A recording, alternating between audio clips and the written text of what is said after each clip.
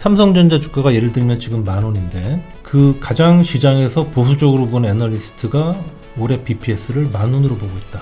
그러면은 1.0배죠. 그러면은 과거에 삼성전자는 거의 1.0배면 항상 바닥이었단 말입니다. 그러면은 그 시점부터는 분할 매수 들어가실 수 있는 거죠. 반대로 그러한 과정을 통해서 한 2.0배가 넘어가더라. PBR이. 그러면 그때는 이제는 매도를 염두에 두셔야 되는 이제 그런 것이죠.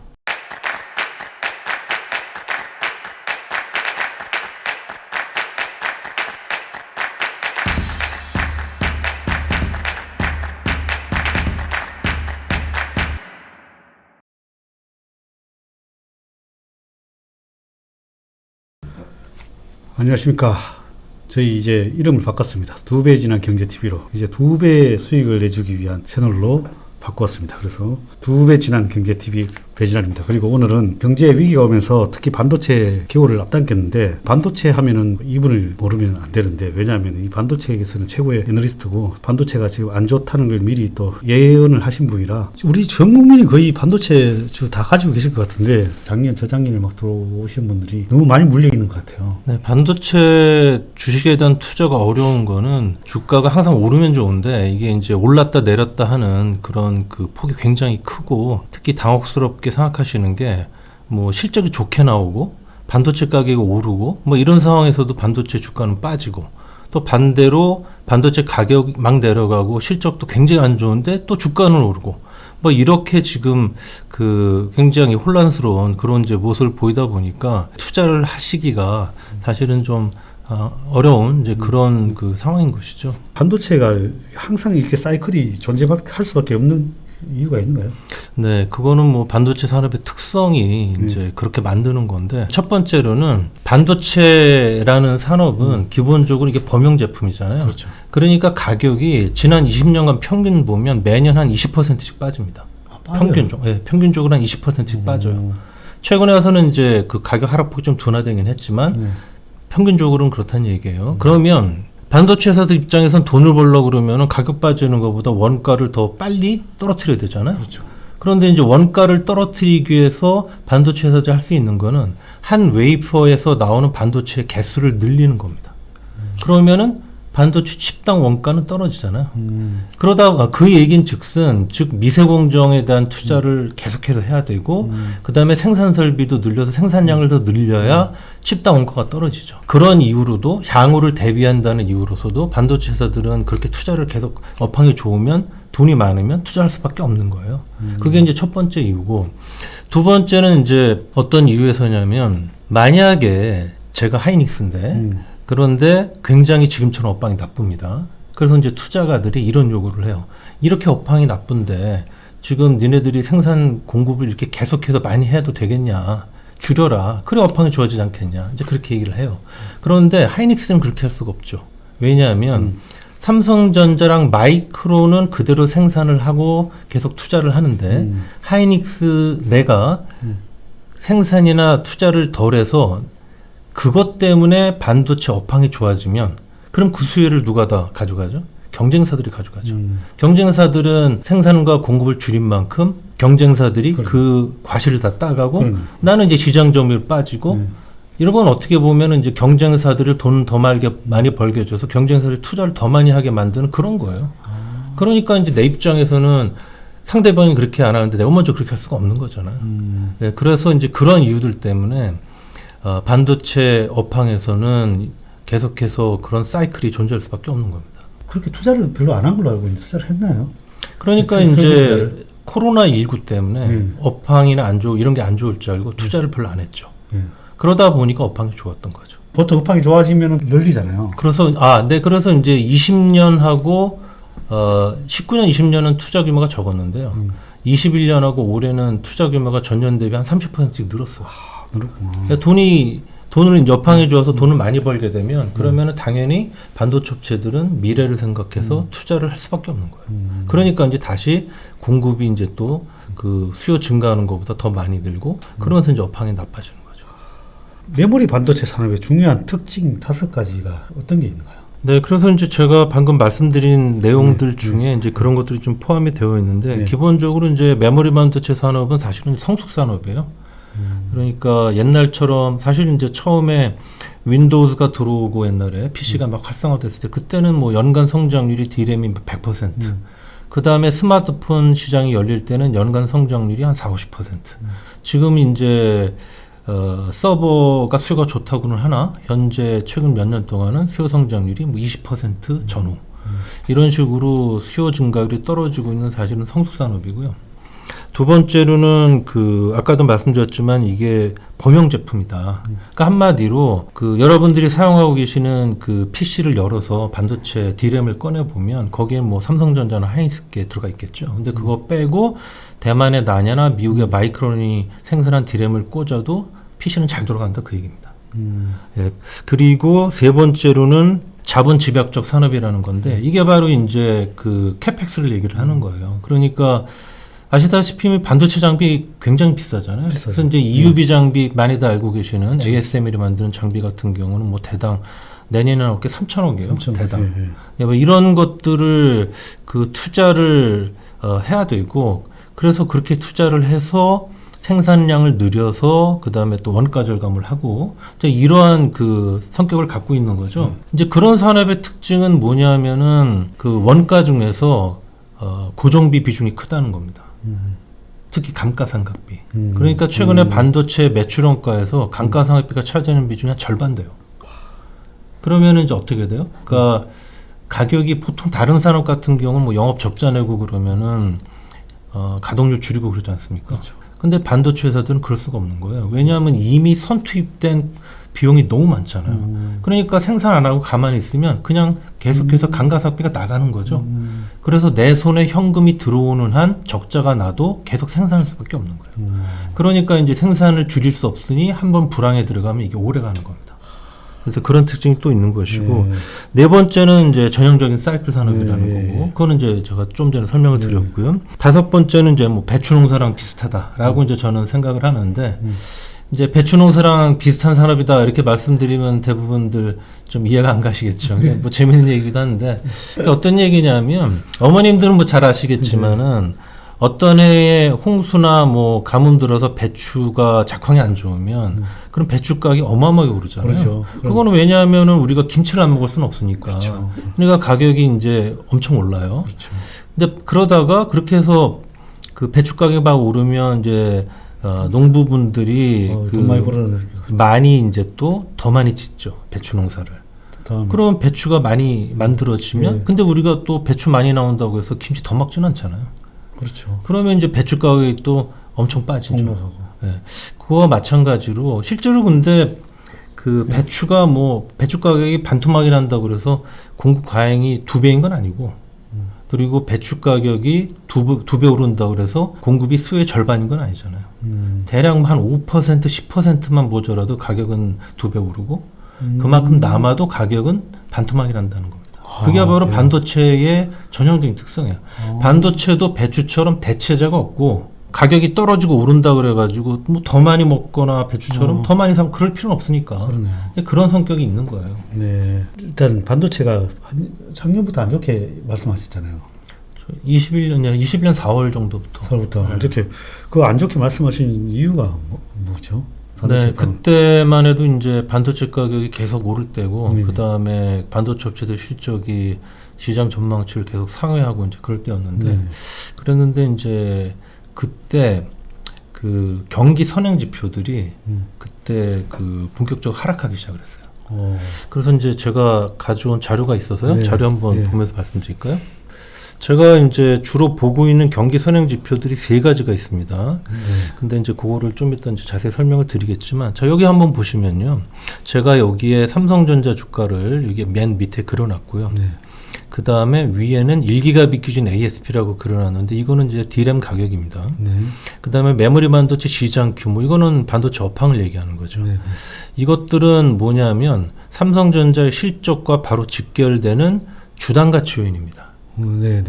그리고 그 아래 글로벌 유동성 YOY 전년 동기 대비 증감률을 그려놨고 그 다음에 미국의 ISM 제조업지수를 그려놨는데 이것들은 뭐냐면은 향후 6개월, 9개월 후에 경기를 미리 알려주는 경기 선행 지표입니다. 근데 경기 선행 지표들에 따라서 주식의 밸류에이션 배수가 바뀌죠. 자, 주가라는 건 주당 가치 곱하기 밸류에이션 배수입니다. 네. 예를 들면은 EPS에다가 펄을 곱해서 나오는 게 주가죠. 그렇죠. 그래서 그거를 우리가 양대축이다 주가에 그렇게 얘기를 하는데 자, 그러면 삼성전자의 주가를 한번 2018년부터 한번 보시면요, 이렇게 내려가고 올라가고 이제 그런 모습을 보이는데 네. 윗부분에 있는 이 주당 가치 요인들, 즉 반도체 가격이나 반도체 업황이 2018년 이후로 삼성전자 주가랑 어떻게 움직였는지 한번 보십시오. 오, 똑같이 안 가죠. 그러네요. 오히려 거꾸로 갑니다. 그러네요. 거꾸로 갈 이유가 있는 건 아니에요. 그런데 이게 이제 시기상으로 보면 이게 우연에 겹쳐서 그러는 거지만 한 가지는 확실하죠. 이러한 실적 요인이나 반도체 가격하고 삼성전자 주가가 같이 안 간다라는 겁니다. 그런데 반면에 이 경기 선행 지표들 한번 보십시오. 2018년 이후나 이전이나 삼성전자 주가랑 이러한 경기 선행 지표들은 방향성이 거의 항상 똑같죠. 그러네요. 자, 똑같았네. 그러면 예. 그렇죠. 예. 그러면 왜 삼성전자 주가는 반도체 주가는 이런 경기 선행 지표들이랑 같이 갈까? 네. 그거를 좀 말씀을 드리면은 자, 여기 이제 제가 또 그림을 띄워놨습니다만 보시면은요, 여기서 제가 메모리 반도체 시장 규모 즉 업황이랑 글로벌 유동성 전년 동기 대비 증감률, 그 다음에 미국의 ISM 제조업 지수, 중국의 크레딧 임펄스 지수라는 이 세 가지의 경기 선행 지표들을 각각 제가 비교를 해놨어요. 이걸 네. 제가 중요하게 생각하는 세 가지 경기 선행 지표들인데, 네네.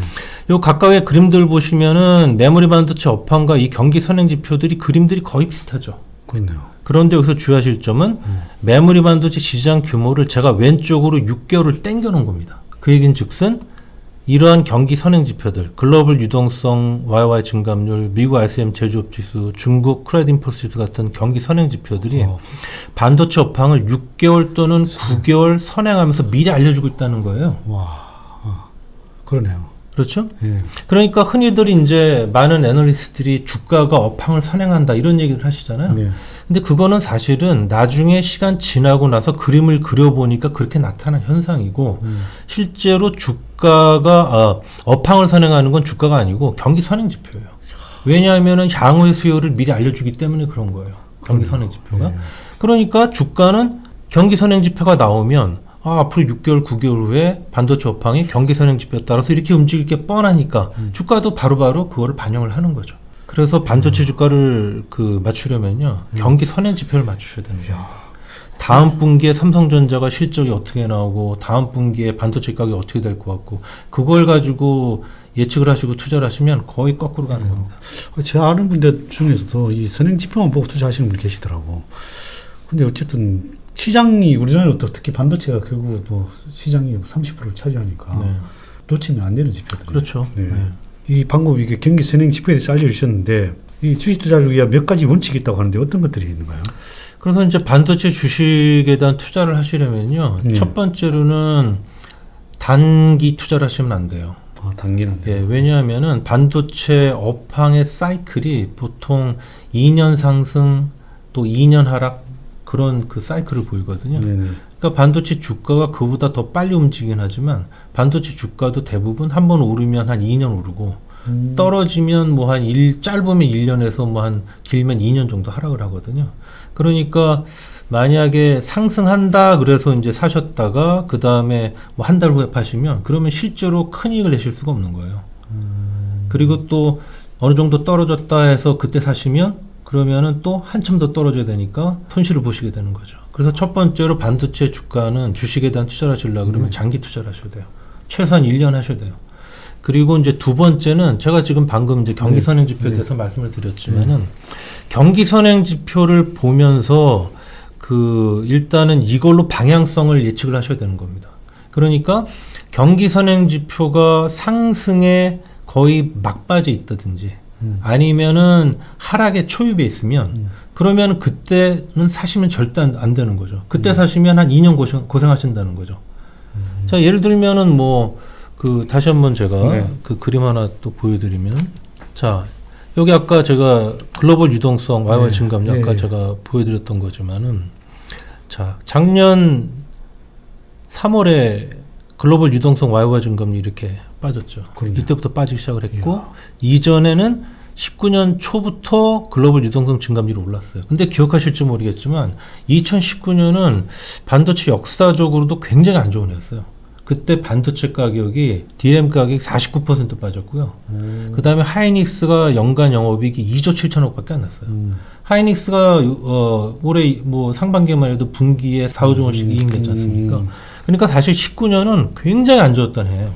그런데도 보시면 여기에 이렇게 밸류에이션 베이스가 올라가면서 19년에 반도체 주가 올랐고 그 다음에 작년 3월에는 그렇게 실적이 좋고 그랬는데 글로벌 유동성 와유 증감률이 빠지니까 그때부터 주가는 하락을 했던 거잖아요. 네.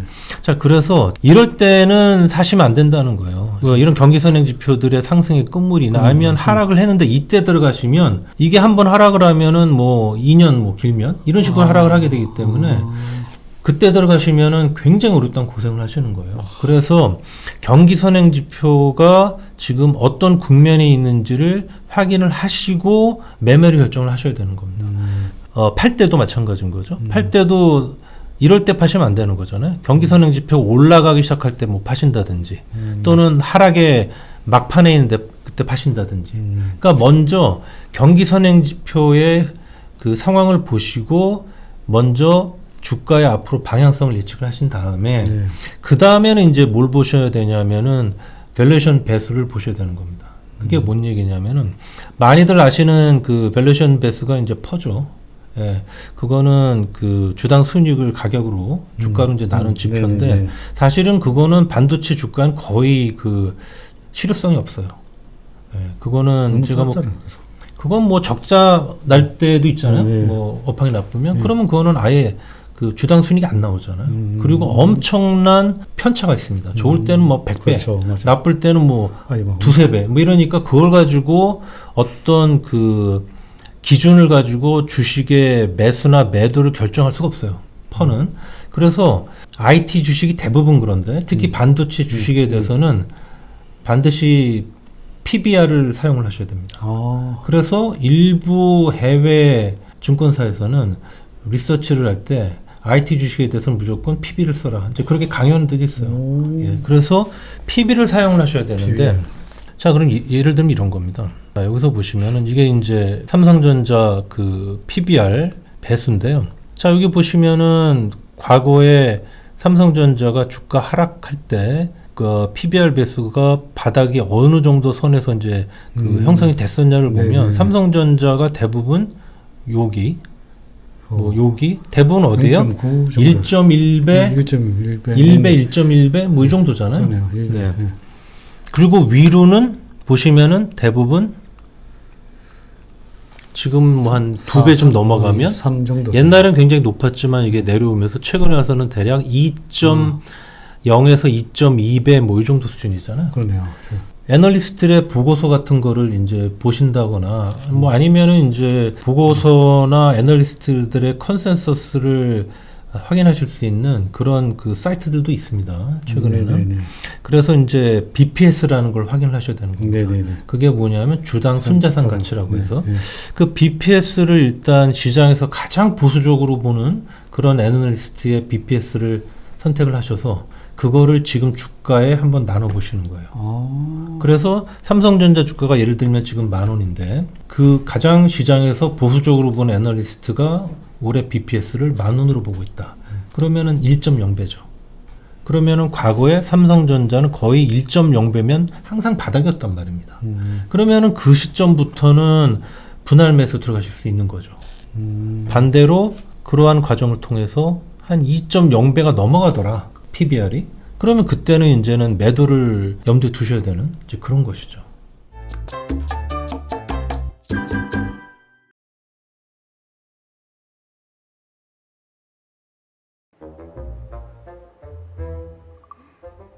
또 물렸어? 난 전생에 불나방이었나 봐. 빨간 물만 쫓다가 또 물렸어. 야, 너 개미면 개미답게 노력을 해야지. 그렇게 오만발해가지고 슈퍼개미 될 수 있겠어? 야, 걔 말이 쉽지. 막상 종목 공부하고 분석하다 보면 아니 이거는 개미 오브 개미 나도 아는 정보들인데 남들이야 모를까 싶단 말이야. 슈퍼개미 배진아님이 그러셨는데 주린이는 공부만이 살 길이다. 어? 슈퍼개미? 누구? 성공 투자 원하니? 너희도 해봐. 볼릿. 왜 반말? 아무나 못하는 기업 분석 정보를 누구나 누릴 수 있도록 스스로 하는 성공 투자를 위한 투자 정보 플랫폼 블릿. 너희들도 될 수 있어. 슈퍼개미. 누구랑 얘기하시는 거예요? 어? 근데 아저씨 진짜 슈퍼개미예요? 나 누군지 몰라?